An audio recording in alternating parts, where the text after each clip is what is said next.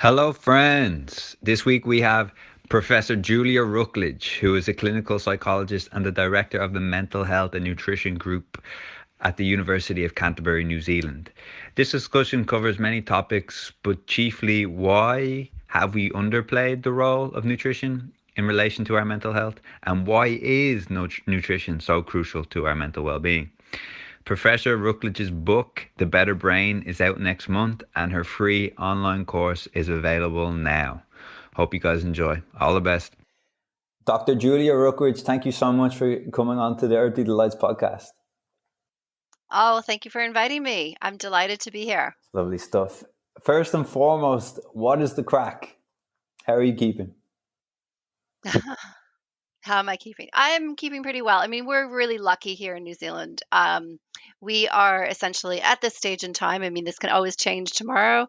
We have no community cases of COVID. So, that should, if you could say that, you'd probably be in a pretty good space. So, my life is free as long as I do not wish to leave the borders of my country.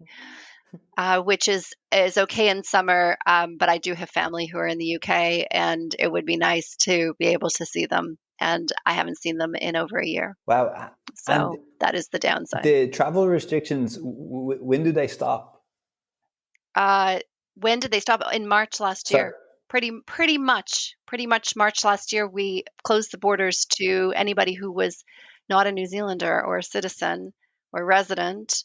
No tourists are allowed into New Zealand unless there's some special reason for it. So, and for us to leave, we can technically leave, but to get back in is really hard because you have to get one of those spots in the managed isolation, Okay.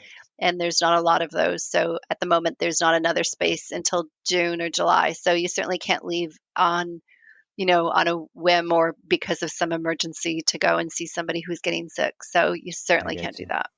I get you. Just for people who might not be familiar with your work, do you mind giving us just a brief introduction about yourself and your research? Thanks. Sure. So I'm a clinical psychologist by training. I was trained at the University of Calgary in Canada. You can hear I'm not from New Zealand. Canadian and I moved to New Zealand on a sort of a whim, got a job, University of Canterbury in 2000, and never left really since then. So I've been here for 20 years. So I was trained in a very traditional kind of way, as anybody would be in clinical psychology. That I was trained how to do psychotherapy, and how to treat psychiatric disorders with those methods, like cognitive behavior therapy. I was also taught that, and we'll come back to this, but I was also taught that nutrition was completely irrelevant to the brain, which is just absolute nonsense. But that was the traditional training I came from. But I guess the important marker is that when I was doing my PhD in Calgary in the late 1990s, mid to late 1990s, my PhD supervisor, Bonnie Kaplan, was approached by some families in southern Alberta, Canada, who were treating their family members with nutrients, and these family members had some serious psychiatric disorders, and so they wanted to convince Bonnie to research this. And initially she was like, just take that snake oil and go somewhere else with it. But she was convinced enough by some data that they shared with her to run some small clinical trials that she published in the early part of the century. So I heard about this and was intrigued. I have great respect for Bonnie. I can already plug it now, is that we've just written a book on this topic. It's called The Better Brain. It's coming out in April. And so, we've worked together since I did my master's and PhD with her. I was doing some more ADHD related work on looking at gender differences, looking at psychosocial differences in adolescence. I did a postdoc with Rosemary Tannick in Toronto. So I was kind of going along that pathway of better understanding mechanisms of what was happening, sort of underlying the condition, what were the specific maybe neurocognitive challenges they were having. Moved to New Zealand, continued to stay in touch with Bonnie.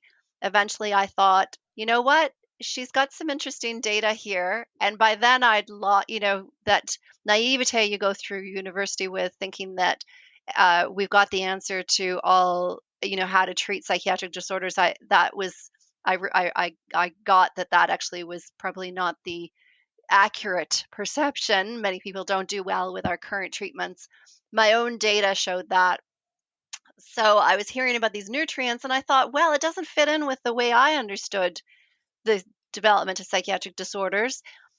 But scientists are the critic and conscience of society, and we really need to always explore ideas that may sit outside of conventional ways of thinking. That's our job.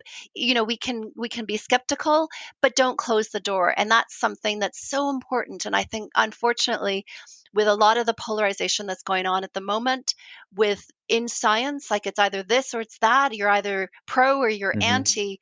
Really frustrating because it's never like that. It's always Mm-hmm. gray, and we need to scientists have to stop falling into that trap. The media have to stop pushing Mm, that, and the public have to stop seeing that it's that way. mm, And so all I did was I stood in the gray zone, a very uncomfortable place to be, and started to explore the effects of these nutrients on people with psychiatric disorders. So there's my story, and I've been doing that now for over a decade, and uncovering some pretty interesting things. absolutely. And I really would like to. I'm looking forward to getting into the nitty gritty. But before, I would just like to ask. You mentioned previously that over the long term, medication is not particularly effective in treating mental illnesses, despite often showing positive signs initially. I was wondering, why do you think that is? Like, why are we still pursuing or investing heavily in maintaining our faith in this medication that doesn't really reflect a success per se? I don't know if I have the answer to that completely, but I have some thoughts I'd love to hear anyway that them. are relevant to your question. I mean, we can't well, we can't underestimate the placebo effect to that, and that's very strong in short-term trials. So people get better because they think they're getting something that's going to help them, and that's a very powerful effect that we shouldn't ignore, that we shouldn't underscore, we shouldn't undermine it. But you have to give somebody a treatment in order to sort of unleash and open up their opportunity to recover. So I think we can do that in many different ways. We've seen it in our own trials. I've seen placebo effects. They are strong, they're powerful. We shouldn't ignore them. We should be trying to harness the placebo effect, our ability to heal ourselves, um, just through believing that we can do it. So that's perhaps something that's really tangled itself up in those really short-term trials. But then on top of that, if you ever read Irving Kirsch, the Emperor's what is it, the Emperor's Clothes, or there's something I can't remember the exact title, the New Emperor's Drugs. Um, anyway, Irving Kirsch really does uncover that when you are in a trial and you experience some of the side effects associated with the new the medications, you kind of go, oh yes, I've been put onto the real thing. I definitely, and it provides you with hope that you've been put onto the real treatment. And so that means that when you start to fill in the self reports, or you're talking to your doctor, that influences the way you tell people about how your experiences in the trial. Mm, We don't have a perfect science in terms of knowing when people have recovered from psychiatric disorders or not, or when their symptoms are getting better. It is entirely based on self and observer reports. And so there's no blood test that says it's gone away. We have no biological marker like you would with an infectious disease. You don't have this infectious disease anymore. We can't do it that way. And so then our entire science is really challenged by the measures that you use. So it's complicated. The measures make it really hard to untangle what's really going on. So there's all of that. We do know, I think Joanna Moncrief is, I think she's done a lot of fantastic work in terms of her writing about the chemical, they are chemicals and they are having an effect on our brains. But they're not necessarily doing what we think they're doing, or what we've been led to believe, which is correcting an underlying chemical imbalance, which we've never been able to prove is happening with people who have a psychiatric disorder. But that was the story we were told about why SSRIs work, serotonin selective. We're It's early in the morning. So selective serotonin reuptake inhibitors. There you go. Um, that they are having an effect on the serotonin levels in the synapse, and that is true. We know they do that, but that doesn't necessarily mean that your serotonin was out of whack to start with. But in doing what it does at the synapse, it does have a biological effect. So there are, it is having effects like alcohol, right? I mean, alcohol has an effect on our brains. We know that. You know that if you've ever had I mean, you're Irish. That's a terrible thing to say, but you guys go to the pub once in a while. You got one of the best beers in the world. I'm sure you've had a Guinness before. It has an effect on your brain. Does. That doesn't mean that you had an alcohol deficiency, Mm. right? So same as with SSRIs. They do have a chemical effect. So when we think about it in the short term, yes, they seem to have an effect, just like alcohol does. In the long term, we create a whole bunch of new problems. So we assume it's the SSRIs that are having the effect in the short term. Possibly, yes, they're having a chemical effect. Possibly there's also a placebo effect in there. And then long term, though, is that your body adjusts to having this thing. So maybe it doesn't seem to work quite as well. Maybe the placebo effect starts to wear off, but you can't come off it because that creates withdrawal. Just like if you were an opioid addict, coming off of that or heroin would cause withdrawal. So it's the same biological concept that probably very well happens with some of the psychiatric drugs that we've been giving. Now, we didn't know that. Well, I mean, you might think the big pharma did know it and they just didn't share that information. We can't know that for sure. Let's hope that it was, that they really went into this not only for the money, but to help save people or to help improve their mental health. And unfortunately, now, the Prozac came out in 1987, and now in 2021, we're recognizing that, yeah, they might have improved the lives for some people, and I don't want to ever underestimate that there's people out there who really would say that their lives are better as a consequence of these medications. They do exist. People will claim this has saved their lives. Yes, that probably happens, but not to the extent that we thought that it was going to. Mm. And I know this personally from having when I speak to large audiences and I say, put up your hand if you know someone who's had a psychiatric disorder or struggles with an illness. Everybody's hand goes up. Okay, now keep your hand up if you think that this person has their problems have resolved as a consequence of the treatments that they received. You have nobody, maybe one or two. You kind of go, what? And when I first did this, I was like, really? Is it really that bad? Mm. I think it might be. So there's not a lot of people who have experienced recovery with these drugs. Yes, maybe it's gotten them to a slightly better place where they can function better, maybe they can work, but did we make them better? Did we improve their lives? I don't think we can put our hand on the heart and say, yeah, a lot of them have gotten better over the long term. Mm. So there you go. That's my answer. What comes? Thoughts, not really an No, answer. it's beautiful. What comes to mind is that despite this, like despite the majority of us having this experience with a family member or a friend, or having this experience ourselves, that collectively we still have this like faith in these medications. And I was wondering, maybe the answer is the same. This faith is maintaining, but also, why do you believe there was such skepticism? You mentioned before, you and your supervisor also had like initial skepticism about the possibility of micronutrients having such a positive impact on mental health.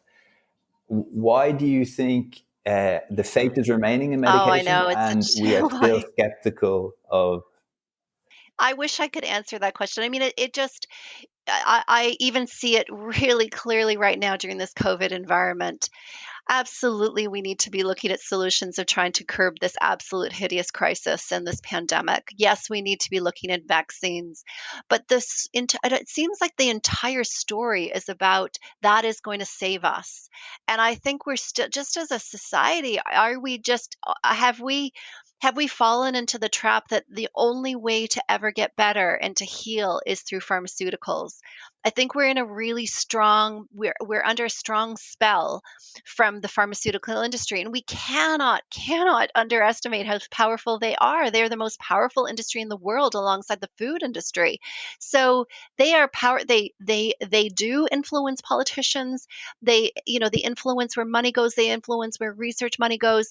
I mean, it's an incredible tsunami from those industries that have really got the control over everything. I mean, I think about how much money, the billions of dollars that we've thrown into the testing and the public messaging about masks and all of that, and you think, well, what, if we look at the people who are really doing poorly as a consequence of the pandemic, I hope I'm giving a pretty accurate picture that it's many of the people are people who are poor, who have a lot of co-occurring issues, medical obesity.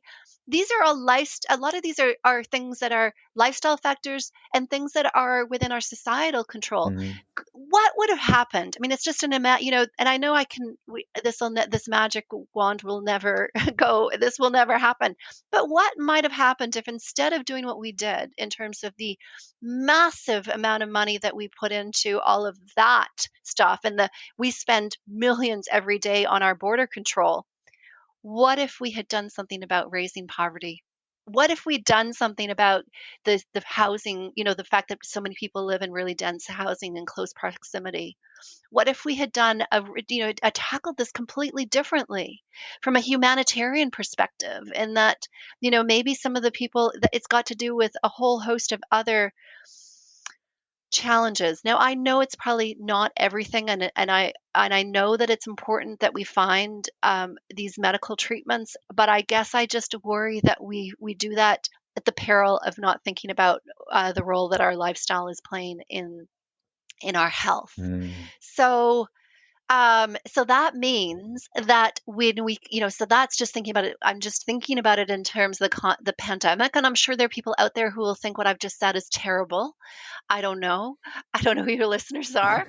Um, and I might be completely wrong and naive to be suggesting that we think about these bigger, wider societal issues that we could maybe solve, and maybe, people would be healthier as a consequence of that.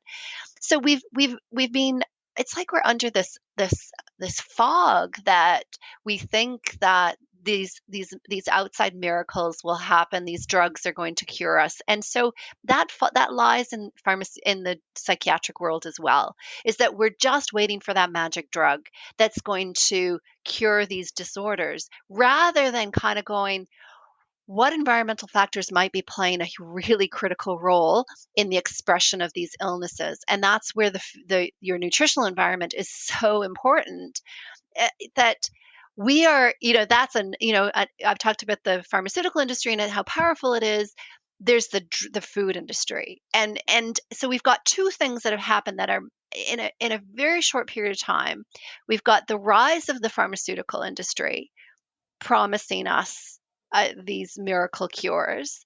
And we've got the food industry that's feeding us crap, not food. Mm. So, if you look at that, and that's such a dramatic change in a really short period of time, ultra processed food should not be anywhere on our planet. That's it. Yes, it was, again, it's like, if we were kind to the pharmaceutical industry, we go in the 1980s, it was like, wow, what a great idea. What a great way to think about psychiatric disorders. It's just this chemical imbalance, and it's luring, and it's attractive, and it's sexy, and it sounds really interesting way of conceptualizing these disorders. And we fell into that. Didn't work so well. And with food, it's like, you think about you've got the feminist revolution, and you've got women who want to work, and then suddenly you've got these foods that can be, you can make a dinner in 30 seconds, and wow, what a lure. I mean, no wonder we embraced it. Of course, it Mm. made our lives easier. It was a great technological transformation at the expense of our health. And that's what we're recognizing now, is that what happened in making ultra processed food, what happened in making these foods that are that are easy and cheap, and that that we can just find them and they're all over the place, is that we lost sight of what food does for Yeah. our brain and our bodies. And food provides the nourishment that is essential for our brain health and our body health. And if we don't pay attention to that, then what you're consuming is going to be food that is high in macronutrients, fats, proteins, and carbohydrates, and completely or almost devoid in micronutrients, your minerals and vitamins. And so that no one thinks about minerals and vitamins when they think about their food. They might think, yeah, I need to eat fruit and vegetables because I know they're good for me. But do people know why they should eat more fruit and vegetables? Do they know that fruits and vegetables are really dense in those minerals and vitamins? I don't know. I'm not sure that they know that, because none of our dietary messages focus on the mineral and vitamin content of food. It's just saying, well, just make sure you get a good balance of your don't eat too many calories, follow your traffic light systems. I think they have that in the UK on your packages, on your ultra processed food packages. Make sure you eat the ones that have green lights on them. That means it's low in sugar, low in salt, low in saturated fats, and low in calories. I think a cardboard box would get a 5-star rating. Doesn't mean you should eat it. So that's what I want everyone to think about when they eat a 5-star food. Doesn't mean you should eat it. Because it's all about what's absent. It's all about what's not in there. It's not about what's in it. It's all about what's not in it. Why would you eat a food based on what's not in it? I mean, yes, that's important, but I'd want to eat a food because based on what's in it. Yeah. So, I'm so glad you brought this up, because firstly, one thing that comes to mind is I think we all know or have been the person who maybe takes an interest in going to the gym and then is just focused on this strict carb, protein, fat approach to what they eat. And it would be great if you could maybe expand on why we actually need to know more and consume more micronutrients, and why it's not all about the macronutrients. sure. Okay, so there's a number of reasons, and I think they're all things that everybody can understand. We do know that those neurotransmitters I've already mentioned, we know they're important. We know they're important for mood. We know they're important for, say, helping put on the brakes or help you concentrate or help regulate sleep. Those are things like serotonin, dopamine, noradrenaline, GABA. Those are all things that I think most of the public are pretty are up on, in terms of understanding that these are things that are going on in our they're passed along all the time in our brain, but also in the rest of our body. So if we just look at those in itself, and we all know that they're important, then you think, okay, well, how does our body make them? You can't eat serotonin. So how do we make them? Well, for serotonin, one of the precursors is tryptophan, and tryptophan is an amino acid that you can get out of your food. But to convert tryptophan to serotonin, you need to go through a bunch of chemical pathways, because we're all just a chemical soup at the end of the day. So you go from tryptophan to serotonin, you need enzymes that are coded for in your DNA, and you need micronutrients as your cofactors. So that means that they help the enzymes do the conversions from tryptophan to the next chemical, to the next chemical, to the next chemical, to serotonin. So that's all. That's hopefully something you kind of go, yeah, if you're making a recipe, you need all the ingredients. You're not going to be able to make your souffle if you're missing your eggs. So you're not going to be able to make serotonin if you're missing your minerals and vitamins from your diet. So those mineral environment, and there's no magic mineral environment vitamin. I don't want you to think that I'm going to tell you what magic nutrient that you need to consume to make your brain healthy, because there's no magic nutrient. That's another pet peeve that I get grumpy about, is that we think that we're just going to find that magic nutrient that we should all consume. Wrong. Wrong, wrong, wrong. There's a few exceptions, and I think one of the most well-known exceptions is vitamin C for scurvy, that just giving vitamin C eliminates scurvy. So there's a few exceptions to that rule, but by the most part, treating a complex psychiatric problem with one nutrient is unlikely to do it. So, okay, so you need nutrients. for your making your neurotransmitters. You need nutrients for assisting the Krebs cycle. Krebs cycle, citric acid cycle. What maybe some people are familiar with are the mitochondria that sit in every cell, and they make something that's called ATP. And the reason why we should care about ATP is that it's the energy powerhouse. Okay, so that's required for you to be able to do everything that happens in your body. Again, you need ATP. You look at that citric acid cycle that makes ATP. Guess what? You need those cofactors. You need you need the minerals and vitamins all the way along for all those chemical reactions to occur. They're essential. So you need them for that. Otherwise, you're going to, guess what? Feel sluggish and slow and foggy. If you don't have, if your Krebs cycle is going to be um, not having, again, all the ingredients it needs in order to function optimally, you're going to feel it. You're going to have chronic fatigue. You're just going to be tired all the time. And I would say the first overhaul, if that's how you're feeling, is just get rid of the ultra processed food. It's not doing anything good for your mitochondria. Eat real food. So that's a second reason. I mean, I can keep going. There's a lot of other cycles that are going on. There's something that we call the methylation cycle. The methylation cycle is important for producing methyl groups. Methyl group is a C with 3 hydrogens. So carbon with 3 hydrogens. This little group, of atoms together, this molecule CH3, essential for gene regulation.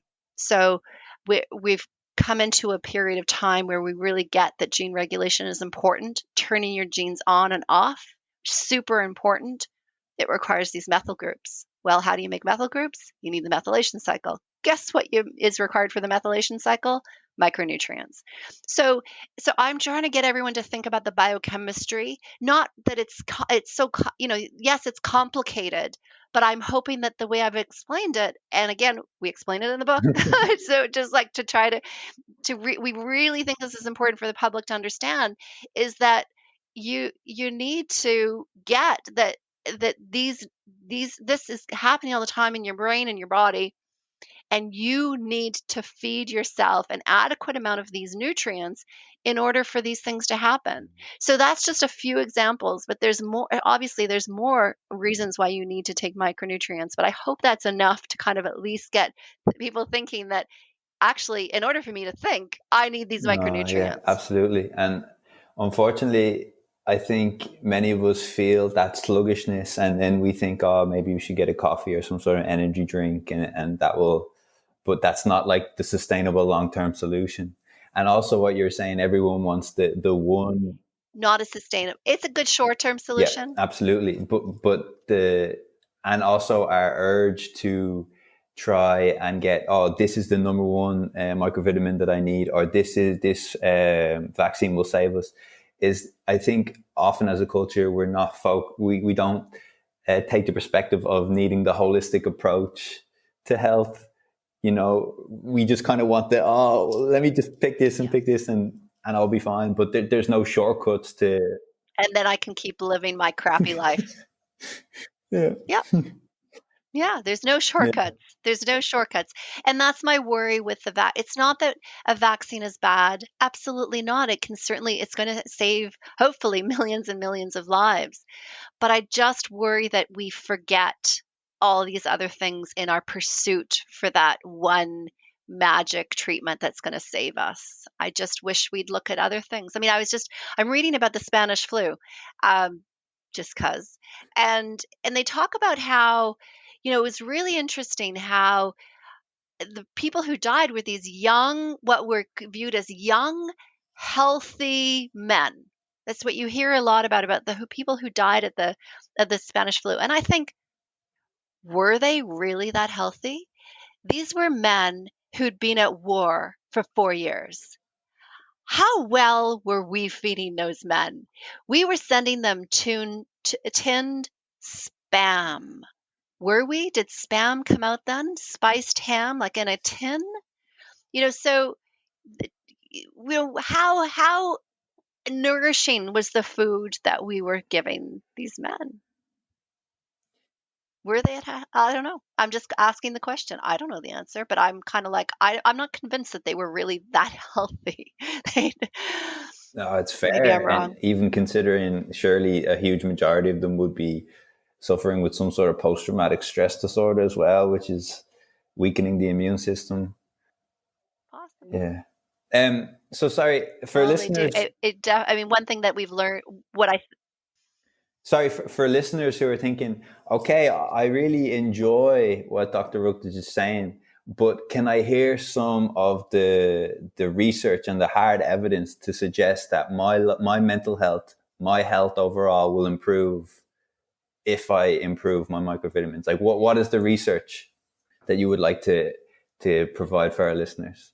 So the research on so what we do know is that the research that's been done on Mediterranean diet is really quite robustly telling us that we should all be reducing, in my opinion, eliminating ultra processed food intake and increasing our whole food, real food intake. And I think that would go a long way towards helping many, many people with their psychiatric challenges. Although I will say that probably not necessarily everyone. And there's a number of reasons why. And that's where my research comes in and as being relevant, because I always say food first. I don't want to put everyone on supplements. Our research on micronutrients in pill form, and it's there's no magic. It's the full breadth of the nutrients that plants take up minerals from the soil. There's about 15, 16 of them that are essential. They bring them into the plant uses them to make vitamins, and there's about 15, 16. So we usually say 30 is a pretty good number in terms of your mineral vitamin breadth. Um, so that's what we've been researching. No special nutrient, usually at doses though higher than what has been dictated to us by the dietary guidelines about what is sort of reasonable. We go higher than that because none of those numbers and the dietary guidelines tell us what's optimal for brain health. They're based on what's good for your bones or your heart, but not your brain, which is ridiculous because the brain is the hungriest and organ of the body. So we've just been neglecting it completely at our peril. So our research on the micronutrients is showing that some people may need more, even though they may eat a good diet. Number of reasons for that. First of all, is that we have a lot of people on the planet to feed. I don't know how many, 7 billion, a lot. There's a lot of us, and so that means that you have to cut corners in terms of agricultural practices. So we're not rotating anymore. Nobody seems to do that anymore. Rotating, letting fields sit and recover and replenish the minerals that are in the soil. That doesn't seem to happen as much. When we do replenish the soil with agricultural practices, we tend to just put NPK in there, nitrogen, phosphorus, and potassium. We don't put all the other trace minerals back into the soil. So that's somebody who's a better steward of the land may do that, but that doesn't necessarily happen in the big farming productions. We use glyphosate, which is a mineral chelator. And so in lots of ways, obviously it's a solution that seemed like a good idea. We have so many of these in history. Yeah, wow, it gets rid of pests. But guess what it does? It seems to make our food less nourishing and less nutrient dense. So either it's I'm not sure which is the way, and maybe it's a number of different ways that glyphosate or Roundup does this. But it either through being attached to the plant, maybe it's chelating. But another way is that it if you've got glyphosate in the soil and then it rains, what it does and it binds to minerals because that's what it does. And then you rain, then it just sort of washes it all away because it's water soluble. So it just boom, you end up with a more depleted soil. So there's a lot of research that we need to do around that effect. Climate change, increasing carbon dioxide, yes, it makes plants grow, but it grows faster, and therefore there's less opportunity and time for the minerals to be taken by the plant into the plant. Did I say that right? From the soil into the plant. So therefore it's less nutrient dense. We grow crops to I know it sounds awful. We grow crops to make them look juicy, to make them look pretty, but we never select based on nutrient content. So again, our selection of foods is based on its aesthetic purposes. It's like, choosing your long-term marital partner based on how they look. I hope that's not how we are, but that's what we do with our food. So you wouldn't do that with your partner, so why do you do that with your food? Um, and So there's a whole host of reasons why we can't trust our food to be as nourishing as it used to be, even if you are eating real food and real whole food. And then there's genetic differences. If you think about, I told you about the story of scurvy. Well, we discovered that because of putting limes aboard ships. And I always say, well, okay, it was really bad. 40% of people died from scurvy. So that's a pretty bad mortality rate. But why didn't everybody die? They're all eating the same thing. So I think, well, they must have come on board nutritionally in a different state, or genetic differences, or other things that influence whether or not you're going to succumb to illness. So is it possible that there are genetic differences? And we think there's some robust research that shows that yes, there probably are some genetic differences that mean that maybe your enzymes aren't manufactured quite as well as others, so they just don't work as well. And we can solve that by flooding the system with more nutrients. And there's amazing. I mean, it's worth looking at Bruce Ames, who's biochemist, who's really established that for a number of different disorders. So I hope that's enough of sort of a run through. Again, we plug it in the book. We explain all of this in the book about some of these variables that have changed that mean that even if you manipulate your diet, even if you go clean, that for some people that's not enough, and that's when you might need additional nutrients. And I've seen many people like that, where they do have good diets and yet they still are unwell. And also, so that's when we think maybe they might need more. And I don't want your listeners to think that this is the solution for everybody. It's not. I've seen people who do not recover from really serious psychiatric disorders or symptoms using nutrients, but I've seen many, many, many that do. And I've seen over, I don't know, thousands of people now in our research, and also based on emails I get from people all around the world. My TEDx talk is, it's done really well. It's got 1.7 million views. So I hear from a lot of people from the public over the years.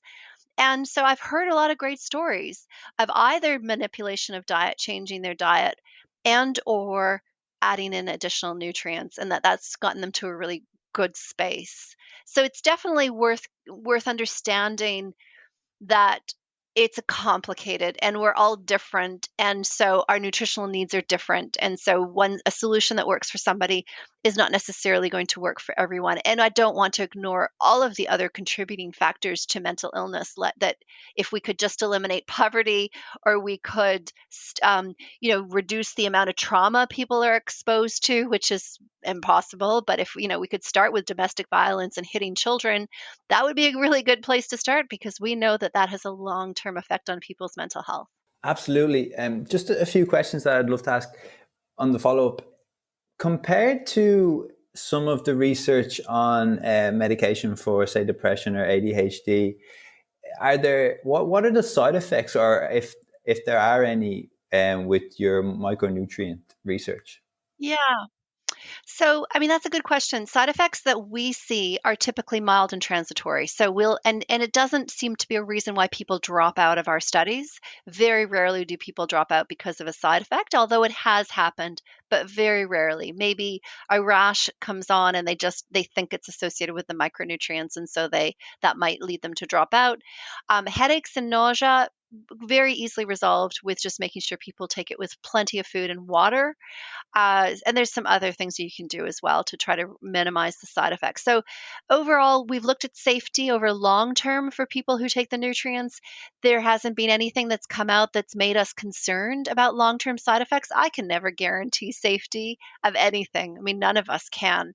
And so, but what I can be assured by is that to date, we haven't seen anything that concerns me or any of the physicians who have worked on our clinical trials that suggests that we have to put, a black box warning on micronutrients. Even though I know that there are a lot of media stories out there that micronutrients kill us, I could spend an hour telling you what's wrong with all that research that's being, propagated in the media. Let's just, simple things about that stuff is that it's based on single nutrients. Hopefully the listeners now understand there's no single magic nutrient, and that giving one nutrient is going to cause deficiencies and imbalances in other nutrients. So I personally would never do it. So that's why, all those studies that say they're killing you are based on single nutrient studies. And single nutrient studies have just really not proven, and as I said, with rare exceptions, haven't really proven much to us. So that's why that none of that research applies to the broad spectrum micronutrient approach that I've been taking. Thanks for making that clear. One thing also that I wanted to ask was, in like the mental health and well-being like industry per se, it feels like almost every 2 weeks you hear about, oh no, this is the thing that you need to focus on, and this is the next thing you need to focus on, whether that's, you know, meditation, some sort of specific exercise, some sort of magic food. Oh no, it's about connection, it's about meaning, it's about these things. I would love to know your like per se hierarchy of well-being, and where does nutrition fit in it? Sure. I mean, the nutrition is foundational. And so I would say you've got to start there.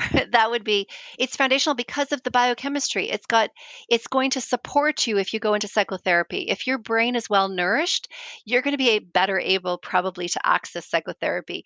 I've heard that a lot anecdotally. We haven't done research on that specifically, but it's logical that when you're well nourished, you're going to be better able to cope. I mean, our research has shown based on all the research that we've done after an earthquake and after floods, that it seems to help giving people additional nutrients when they're under stress seems to make them better able to cope and more resilient. So it makes sense that you take someone like that and then you try psychotherapy, or even some of the methods that, where you have to activate yourself for treatment of depression.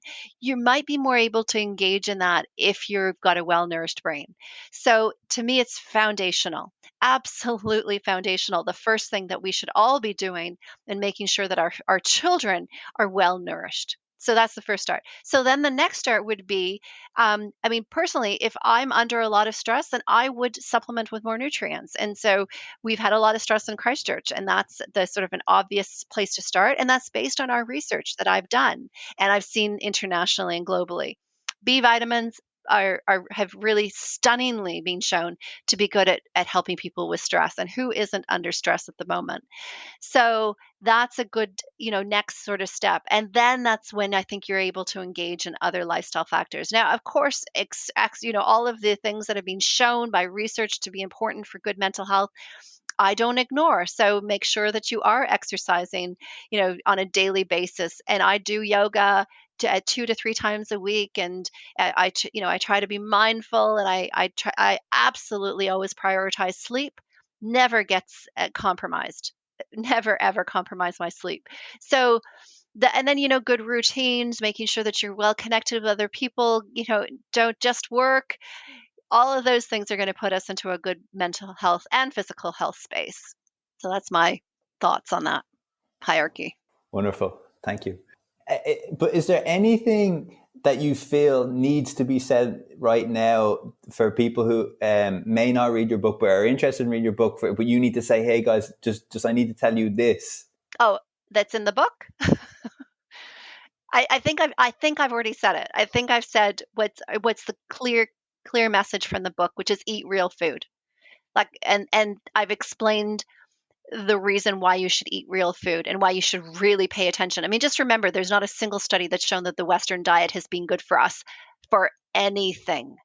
Nothing. So why the hell do we think this is a reasonable way to eat? Why do we think that this is the first, go-to for food to nourish our brain and our bodies? I mean, we have been blindsided by the food industry to convince us that this is the kind of food that we should be nourishing our brains with, and that's just wrong. So that's the main messages from the book, is why you should care about nutrient dense food. It's not hard to eat well. You do not need a dietitian degree to eat well. I don't need to be a dietitian to tell people that you should just stop eating crap food. If you need to start doing an elimination diet because you may have a food allergy, or there's something else that might be going on that may be compromising your ability to eat real food, and there are things like that, like some people do react to dairy or they react to gluten, a whole bunch of different reasons potentially for that. So that's where I would say go see a dietitian, because I'm not going to get myself as a psychologist involved in that kind of level of elimination, because you need to make sure that you don't cause any inadvertent deficiencies in doing so. But I'm not I this it's I'm not I don't talk about fat. We have a little bit about fad diets in there, but say that, at this point there's not a lot of research to support going keto or going vegan or vegetarian, or FODMAPs, or intermittent fasting, all of that stuff. There's nothing there that says that that's going to solve your mental health problems. Doesn't mean they won't, but I'm saying the research isn't there yet. So that means I don't have to get myself involved in any of the fad diets, because the research is mixed, or it's just not there yet. So, but the Mediterranean diet is it's very robust as a go-to, easy message. Eat real food, nuts, seeds, your legumes, your beans, your lentils, your fresh fruit and vegetables, eat in season. It absolutely, you can do this cheaply if you learn how to cook. You learn how to shop locally, how to maybe grow your own vegetables, join a community garden. It doesn't have to be expensive. People say you have to eat well is expensive. It doesn't have to be that way. We have recipes in the book that are, have where we've said we want them to be cheap in order to cook them. So they're based on these principles. Legumes, black bean, it's just, they're cheap. You can buy them in bulk, and they're so nourishing. So they're really great go-to source for both protein and for getting lots of nutrients out of them. So there's no excuse that it's too expensive to go and eat real food. We've been lured into this illusion that food is cheap. It's cheap, yes, maybe at the supermarket, but it's not cheap for your health, and it's not cheap for your health long term either. So, give it up. Mm-hmm. And so that's not a hard message, I don't think, to tell people to stop eating food that isn't real. It's not food. It's manufactured chemical soups that are just not good for you. They might give you a bit of a good high and addiction in the short term. They are not doing anything good for you long term. Let go of them. So, easy message. And then explain, as I said just now, around why nutrients are important, why some people might need more. And then we talk about the supplements and the research that we've done on supplements. And that's overall the message of the book. But I hope it's going to be useful for the public. And I hope it's going to be useful for clinicians, professionals, politicians, prime ministers. Yeah. And then Presidents. just on the side, on top of writing a book, I also did a mass online open access course, and that starts March the 3rd, I think it is. And it is online. So if you don't like to read, you can go and look at it's an online, it's all videos. So if you're more of a visual learner, then I have created 29 5 to 10 minute videos on which are sort of follow the book. And so cover the very sort of similar topics in a different way, but really accessible to the public. So that's on the edX platform, super easy to find. As I said, free for anyone to do that. Or if you want to pay, I think it's like $150, you can get some kind of credential and, answer, you have to do some extra assignments. So that I think is fantastic, because there's so few resources out there for professionals to learn about this interface between mental health and food. That's wonderful, Julia. I'm really looking forward to reading the book, and I've already enrolled in the course, which I'm looking forward to as well. And just on the Mediterranean diet, I have to say, I was born and raised in Dublin, Ireland, but I've recently moved to Italy. And the one thing that I can't ignore is the use of real food. It's just in Ireland, we use real food, but it's also very common to have some just food that just throw in the oven and will be ready in 20 minutes. But in Italy, I've just seen that the fridges are quite small, because all the food they have is just real food, so they don't really need to keep so much cool. Just some juices and some water. Yeah. But thanks so much for your time, Julia. I know. When they let us out, I'm going to Italy. Yes, Yeah. please come. You're welcome. One last question, Julia. What is your guilty pleasure in terms of food? Sure. I mean, again, in the book, Yeah, in terms of food. It doesn't mean you can't have, I mean, if you're eating essentially a whole food diet, that doesn't, then absolutely, that means that you're nourishing your brain and your body, and having the occasional treat is absolutely fine. And you should enjoy it.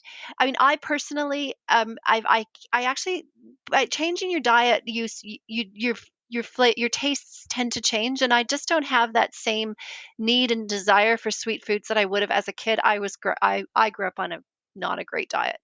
Um, but but now I prefer dark chocolate, for example. Absolutely fine. In fact, there's a lot of nutritional benefits from dark chocolate. My son is working at an ice cream store, and I am enjoying going for the occasional ice cream with lots of really delicious flavors. So, so it does it, and red wine is part of the the Mediterranean diet. So, an occasional glass of red wine Absolutely. is part of that lifestyle, as you probably know, in living in Italy, is that the wine is a part of it, and there are as long as you're not drinking an excessive amount, and I certainly don't want to give you liberty to your listeners to just go and drink an awful lot of alcohol, but having some alcohol with your meal would be consistent with the Mediterranean diet. Yeah, I've witnessed my girlfriend's grandmother have the smallest half glass of wine with lunch religiously every day, and it's just so foreign to me from my culture. Oh, It's just okay. I've never seen it before, but it's wonderful to see. Julia, thanks so much for your Right. time. I really appreciate it, and I'm really looking forward to reading your book and taking part in the online course. I'll provide the link to your book and the online course on our show notes. Thank you so much for having me on. Hi guys, thank you for listening to the podcast. Please don't forget to subscribe and leave a 5-star review if you haven't already. Every review helps us climb the podcast charts so that even more of you can listen to our amazing guests. We really appreciate the support. Remember to tune in next week, but until then, keep safe and have a good one.